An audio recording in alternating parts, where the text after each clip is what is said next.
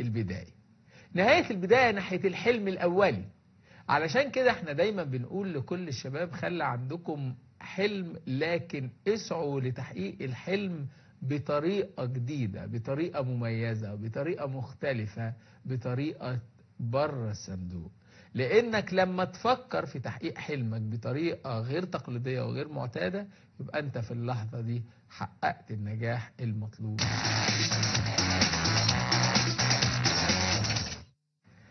اهلا بكم مرة تانية في برنامجكم بره الصندوق في شباب كل يوم. والنهاردة مع حضراتكم هنتطرق لمبادرة مهمة جدا ومميزة جدا. ازاي ننمي عندنا فكرة العودة الى كرة القدم وممارسة كرة القدم، واللي حابب يلعب كرة قدم يلعب، ومش يلعب خماسي، لا يلعب 11 ويلعب 11 بشكل مميز جدا. مبادرة الفكرة منها هو انتعاشة لكل محبين ال11 وما جاتش الفرصة بالنسبة لهم ان هم يلعبوها.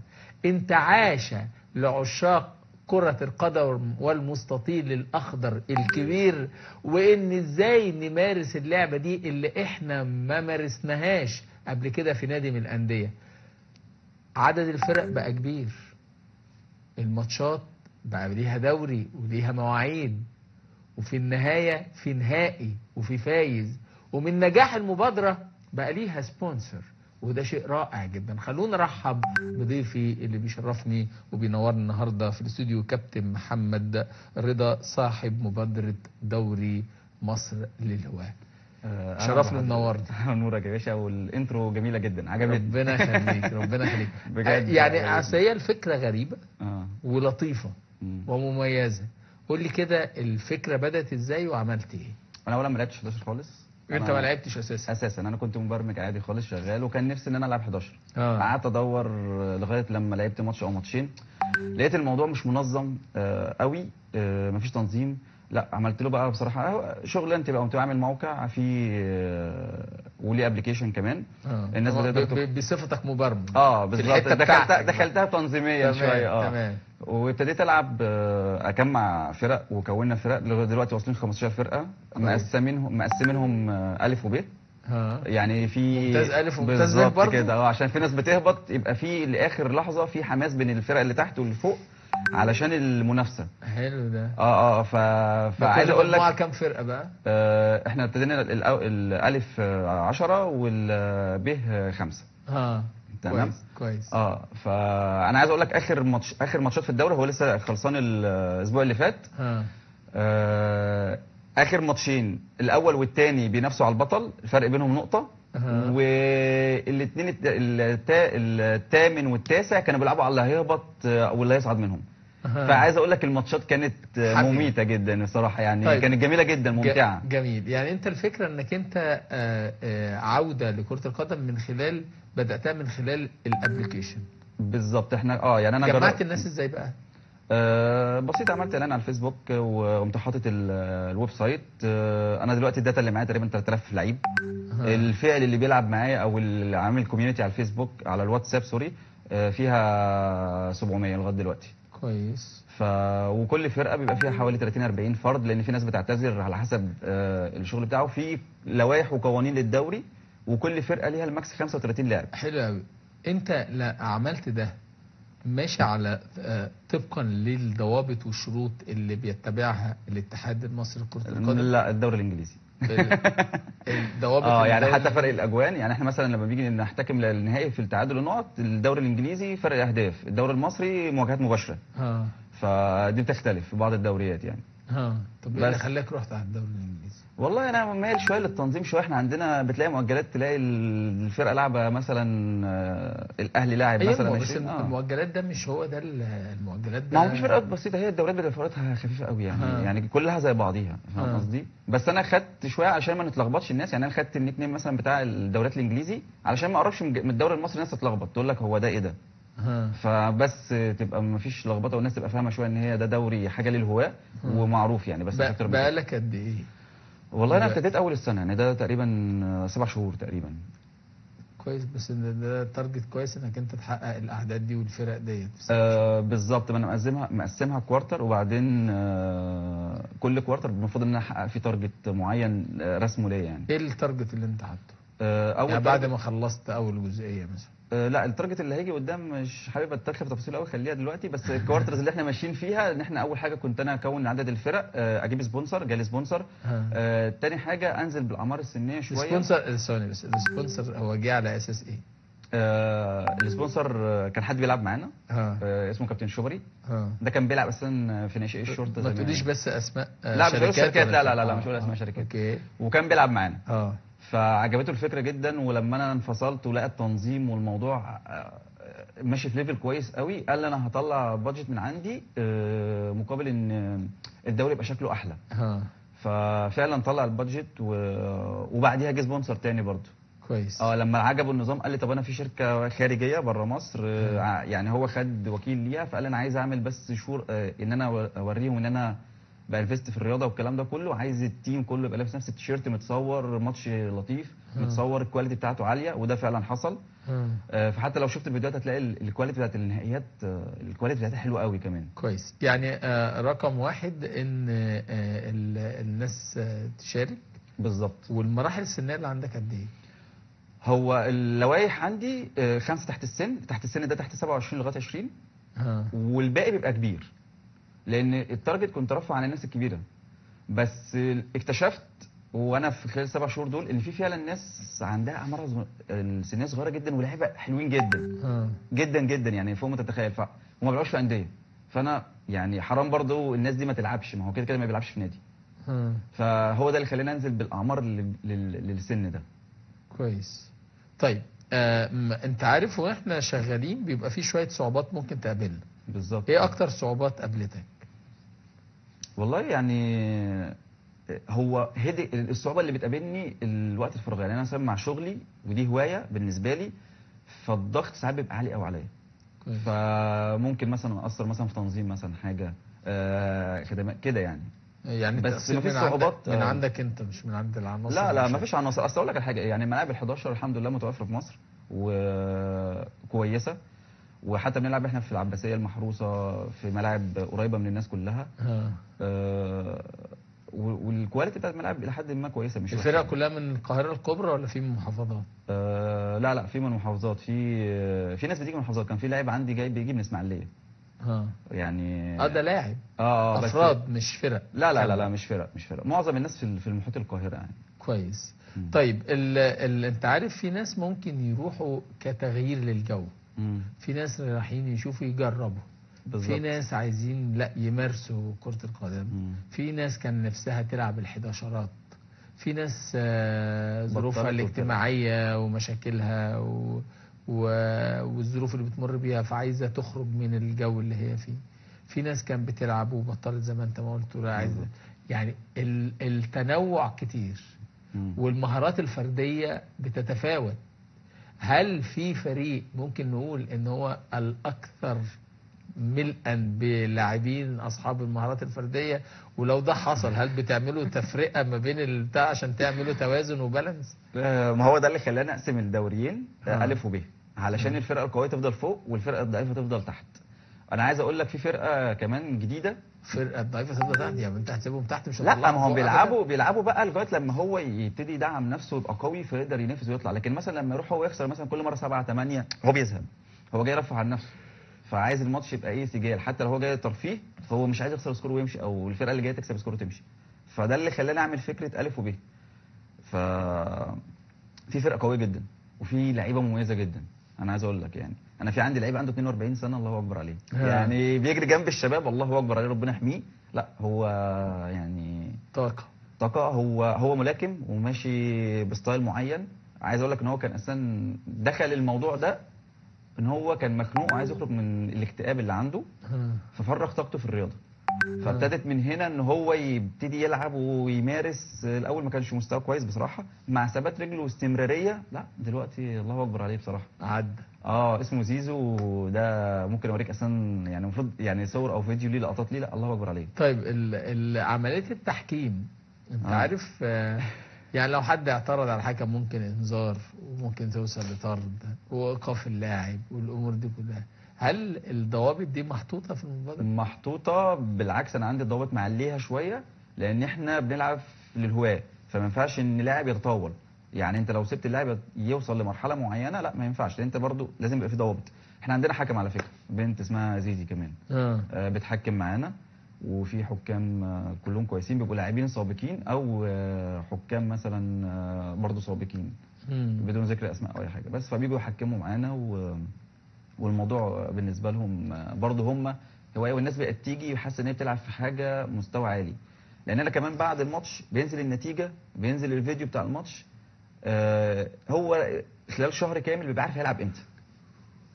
فتنظيم الجدول فيه دي اكتر حاجه انا مركز فيها. طيب انت عايز ايه من المبادره وايه الهدف وايه الخطط المستقبليه؟ ماشي، يعني اول حاجه وما تقوليش في حاجات مش هقولها. بص لازم هتكلم في العام. يعني أوكي. انا بصراحه الموضوع عجبني جدا، لان الناس كانت، يعني انا كنت محتاج حاجه زي كده ومش لاقي، فابتديت ادور للناس زي كده تعمل نفس الفكره ان هي تمارس الرياضه. بصراحه قدام بفكر ان انا اعمل تيم اخش بيه يعني درجه رابعه، لان من شفت الناس اللي شفتها لا في ناس تستحق تلعب ومتارجت ده على اول السنه. ليه؟ علشان الناس دي حقها تشارك، لان في ناس فعلا يعني لا قويه جدا بجد. فانا عايز اوري بقى ان في الناس اللي فعلا المظلومه دي هي يا جماعه لعبت وعملت نتائج اهي وهتصعد ان شاء الله. فدي بلان برضو قدام جنب الحاجات التانيه. اللياقه البدنيه شيء مهم قوي، وانك انت تجري 90 دقيقه، ووارد انه يبقى اكتر من 90 دقيقه. بالظبط، وارد يعني وارد يعني في بعض وارد اذا هتلعب بنظام الكاس يعني. انت بتلعب بنظام الكاس حقيقة ولا كله دوري بس؟ لا في دوري في كاس، في يعني كاس. يعني في البطوله اللي فاتت كانت كاس رمضان، وعملت كاس في النص، وفي استمرار الدوري، وما كانش فيه مؤجلات. ها طيب. الحته دي يعني المؤجلات دي الصراحه طيب ماشي. يعني في نهايه الامر نرجع نقول ان من 90 دقيقه ل 120 دقيقه انت ممكن هو انا تلعب. قاسمها 40 و40، مش 45. مش 45؟ لا طب يعني ليه؟ بسيط. مش ماشي ليه على الضوابط اللي هي الخاصه بال 45؟ يعني 5 دقائق هيفرقوا معاك؟ يعني هي جت كده بقى يعني لا مش عشان حاجه، بس الناس في الاول اكتشفت ان هي يعني في ال 40 او 45 مثلا في بعض الناس بدنيا بتقع، فما حبيتش اقرص عليهم قوي، بس مش اكتر من كده. بس مع الاستمراريه هرجعها تبقى 45 كويس زي الطبيعي جدا، وهو ده بس المبدا اللي خلاني انزلها. طيب انت دلوقتي الناس اللي لياقتهم ضعيفه، هل بيبقى في برنامج تدريبي ليهم؟ هل بيبقى في مدير فني لكل فريق وبيبقى في مدرب وكده؟ ولا الموضوع معتمد زي ما كنا بنلعب زمان الدورات الرمضانيه، فاحنا مجموعه مع بعض وبنلعب في ايا كان المكان اللي بنلعب فيه؟ لا في مدرب لكل فرقه بيبقى واقف، هو بيبقى عمل هم اللي جايبينه؟ بيبقى هم بيتفقوا مع بعض، بيرشحوا واحد منهم هو اللي يمسك التيم عشان التبديلات، لان العدد ممكن يوصل في الملعب ان هم يجوا مثلا 16 او حاجه، فلازم يبقى في تبديلات، في حد اتصاب بيبدل، في حد يعني اجهد شويه. طب والخطه؟ هو برضه اللي بيبقى ماسكها. لا ما تقلقش الموضوع يعني الموضوع ماشي كويس يعني. كويس. فهو بيبقى عشان ما حدش يجي يقول له اطلع، يقول له لا ليه مش طالع الكلام ده برضه. فهو بيبقى ليه سلطه اعلى شويه على الناس اللي معاه، بس مش اكتر من كده. بالحب يعني هم بيحبوه اساسا فبيختاروا حد بس. فكل فرقه ليها مدرب يعني. كويس. طيب انت دلوقتي على الابلكيشن انت بتعمل ايه بالظبط؟ بترفع الفيديوهات يعني وبتصور الماتشات والناس بتخش تتفرج، ولا انت بتعمل ايه بالظبط؟ بص هو اول ما ابتديته خالص كان مجرد ان هو جدول ترتيب بالنتائج. دلوقتي اتضاف فيه التصوير بقى ينزل مع النتائج، وكمان اللاعب اول ما بيخش بيفتح الموقع او الابلكيشن بيسجل اسمه، احنا بنتواصل معاه لو هو عايز يلعب يشارك جديد. بعد كده بنبتدي ان احنا نوظفه لفرقته على حسب سنه وحسب المركز بتاعه والاحتياج لكل مدرب. يعني مثلا مدرب يقول لك انا محتاج مثلا سيرد باك، اعمار السن مثلا عنده كبيره، فابتدي اديله حد اعمار سنه صغيره، فعشان نعمل بالانس للفرق اللي حضرتك اتكلمت فيه في الاول. بعد كده هو بيقدر ينزل بوستات مثلا ليه، ينزل صوره، يتفرج على الفيديوهات بتاعته، في بروفايل كامل ليه بيتسجل فيه الاهداف اللي سجلها. انت عامل زي لينك دوت نت وزي زي مواقع الكوره العاديه، وزي فيسبوك، زي في الجول، زي الحاجات دي كلها بالظبط. فهو يقدر يخش يشوف ماتشاته ويشوف نتائجه ويشوف السكور بتاعه، ترتيبه في الجدول، بفرق الاهداف، بكل حاجه. يعني هو كامل بيقدر يشوف كل حاجه في لحظتها. هل عامل رومز كل فريق ليه الروم بتاعته اللي بيخشوا لا هي مش عامل لسه مش عاملينها دلوقتي، بس هي معموله يعني الشانل التواصل بين التيم، كل تيم لوحده على الواتساب. يعني احنا عاملين كوميونتي على الواتساب، الكوميونتي دي فيها ال 15 فريق، وبيقدر ان احنا نشير النولج، يعني نشير اي حاجه عايز اشيرها معاهم بشيرها معاهم على طول. طيب ربط التكنولوجيا ووظيفتك مع الرياضه، هل شايف ان ده فاده؟ يعني كملوا بعض؟ طبعا لان هي الناس حاسه الفرق اساسا، يعني حتى الناس اللي بتلعب هي الناس جايه مبسوطه حاسه ان هي بتلعب فعلا. يقولوا احنا يعني مقارنه بالدوري بيقول لك احنا حاسين احنا بنلعب فعلا في دوري، ما فيهوش اي تفاصيل، بالعكس هو اكتر تنظيميا شويه في بعض التفاصيل الصغيره يعني. طيب لو في فرقه عايزه تشترك او في اشخاص عايزين يشتركوا يتواصلوا معاك ازاي؟ يعني الابلكيشن بينزلوه من البلاي ستور؟ موجود على البلاي ستور، وممكن هو لو على بيفتح جوجل عادي خالص بيكتب دوري مصر للهواة بيطلع له هو اول ويب سايت، بيخش في واتساب كونتاكت على طول يتواصل معاه، او ان هو بيريجستر وبيتواصل معاه خلال 24 ساعه بعد ما بيسجل بياناته، سواء بقى هو فريق او لاعب او اي حاجه او حكم. يعني برضه انا شايف الاوبشن للحكام لو حد عايز يحكم، من حد لاعب سابق بيبقى عايز يحكم. كل ده تطوعي؟ لا الحكام مش تطوعي، المدربين هو اللي تطوعي، لان هو بيمارس هوايه برضه بالنسبه له ان هو يمانج الدنيا. يعني الحكام بياخدوا فلوس؟ حاجات مش قويه يعني. كام يعني؟ لا يعني هم برضه بالنسبه لهم يعتبر هوايه، بس هو يعني تسليه بالنسبه لهم برضه، بس مش بدون مقابل يعني. كويس بس كويس. الموقف اللي حصل في الدوري قبل كده وما تنساهوش، ما بين اتنين لعيبه، ما بين فرقتين، ما بين الكوره، الحكم، يعني الحاجه اللي انت كل ما تفتكرها تقعد تضحك. لا كان في لاعب بيشتكي من حكم كتير قوي ودايما مستاء منه، وكان بيشتكي منه قلت بالارض، يعني يا جدعان ما تجيبوش حكم، ده لسه اخر ماتش اللي فات متصورين مع بعض وبيسلموا على بعض، وقعدت اضحك ضحك جدا. يعني الصوره اساسا يعني انا ما تخيلتش وقت من الاوقات ان هو معترض على الحكم ده قوي كده ويتصوروا صوره هم يعني لا الرياضه قربت الناس من بعض، يعني انا ما كنتش متخيل ان هي تقربها كده قوي. هو في الملعب والمستطيل الاخضر معترض وكله طالع متضايق، لا الماتش اللي بعده لقيته يعني مش اللي بعده على طول الدنيا معايا لقيتهم بقوا صحاب جدا يعني. فده الموقف اللي حبيت فيه فعلا الرياضه، وحبيت لقى الناس بتقرب من بعض اكتر. يعني انا الفرقه عندي مثلا فيها تقريبا 2 ضباط وفيها مش عارف 2 مهندسين، فانت بتقرب الناس كلها من بعضيها اساسا في التعامل، في الليفل كويس قوي. بس فلا هي انا شايف ان، وبعدين الميزه عندي ان الرياضه بتجيب دايما الناس الاتيتيود بتاعها كويس لان هو جاي يمارس رياضه. كل فرقه ليها اسم؟ كل فرقه ليها اسم طبعا. اللي هو الشياطين ريد ديفلز مثلا مسميات كده ولا هي مسميات الفرق زي ما انت بتقول؟ لا انا واخد النيك نيم بتاع الدوري الانجليزي، يعني مثلا تشيلسي مثلا ذا بلو اسمهم كده عندي، مثلا ريد ديفلز هي مانشستر يونايتد.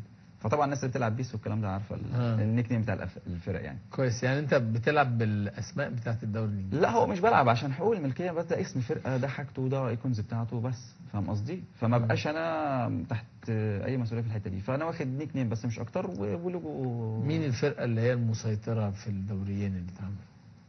والله هو بس هي الفرقه بتاعتي كانت هي قويه جدا. الفرقه بتاعتك؟ انا عامل فرقه بصراحه.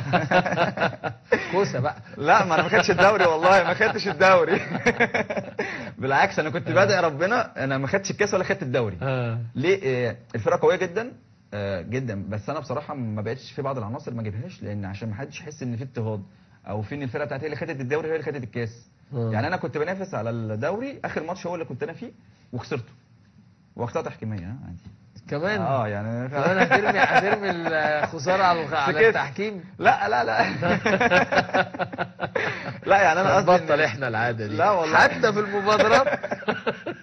لا انا قصدي ان الموضوع فيه شفافيه، يعني مش عشان انا مثلا اللي ماسك الفرقه دي او انا المنظم او الكلام ده كله في الحكام تحكم ليه او الكلام ده، لا الموضوع بجد فيه شفافيه، والحكام اللي عندي كويسين ومحترمين جدا جدا جدا فوق ما تتخيل، لان الشفافيه عندهم عاليه جدا. طيب لما بنيجي نلعب مع بعض احنا ممكن نشد مع بعض، ما اعرفش ايه وانت هل ده بيحصل في ال11 في المبادره عندك ولا؟ ده لازم، ده اكيد، بس انا عندي اهم حاجه اي لفظ خارج بيبقى طرد لمده 10 دقائق. لو الحكم شايف ان اللفظ خارج قوي بيبقى ايقاف، ايقاف للاعب المباراه كلها، يعني دي في ايد الحكم، ففي كنترول في الحته دي. هو اخرنا بيبقى الشد من غير اي حاجه، بس شد. وليه ايقاف 10 دقايق وليه؟ على حسب اللفظ اللي تلفظ بيه. ايوه ليه 10 دقايق وليه؟ ليه ما يوقفش علشان هو 3 كده، مباريات؟ علشان هو كده كده لا بص هقول لك حاجه. هو مبدئيا لو يعني لفظ مش خارج قوي، فايقاف 10 دقائق مثلا ممكن شد او نرفزه جامد في الملعب. واللفظ اللي هو مثلا ايه، مثلا الحكام انتوا ده مش تحكيم، انتوا مثلا الحكام وحشين كده يعني، او فده بيبقى ايقاف مثلا 10 دقائق وينزل تاني يهدي اعصابه وينزل تاني، لان هو الهدف بتاعه ان هو جاي يمارس رياضه ويلعب. فمش هوقفه الماتش كله، خلاص هو هدي، خد البريك بتاعه، نزل قدر يلعب تاني. لكن لو في لفظ مثلا خارج، لا ده بيبقى فيه ايقافات وممكن شطب بقى، ما يلعبش جروب تاني. بس فهي بتبقى ليفلز يعني. كويس. هل في مبادرات شبيهه انت ناوي تعملها لالعاب تانية، ولا خلاص هتبقى مركز في المبادره ديت؟ هم كانوا بيتكلموا في البادل بصراحه، بس انا لسه ما عنديش الوقت بتاعي صعب جدا. بس ممكن لو حد عايز ان هو يعمل مبادره لحاجه تاني، مثلا كره يد او كره حاجه، ممكن يعني اشير الداتا معاه يعني، وابتدي انونس عندي مثلا. هل ممكن في حد من اللعيبه دول يبقوا لعيبه في انديه في وقت من الاوقات؟ في لعيبه في انديه ثابت، وفي لعيبه عندي كانت بتلعب عندي وراحت لعبت في انديه وما ارتاحتش ورجعت تاني، لان كانت درجه ثالثه او كده، فما حسيتش بنفسها قوي. كويس. وفي لعيبه بطلت وبتيجي تلعب معانا. طيب حابب تقول ايه في نهايه اللقاء؟ حابب اقول ان فعلا افضل حاجه الواحد يمارسها الرياضه، بغض النظر عن اي حاجه بتقربك من الكاتيجوري كويس، الناس سلوكيا، الاتيتيود، الحاجات دي كلها فعلا مفيده للناس ان انت تمارس الرياضه. بس هي اهم حاجه بصراحه، تفرق كتير. كابتن محمد رضا شرفتني ونورتني، وبتمنى لمبادره دوري مصر للهواة انه يحقق اللي انت بتتمناه ان شاء الله. نورت الدنيا يا كابتن محمد. بنورك يا شكرا ليك. لا شكرا. فاصل، وبعد الفاصل مع حضراتكم بمشيئه الله هنتواصل.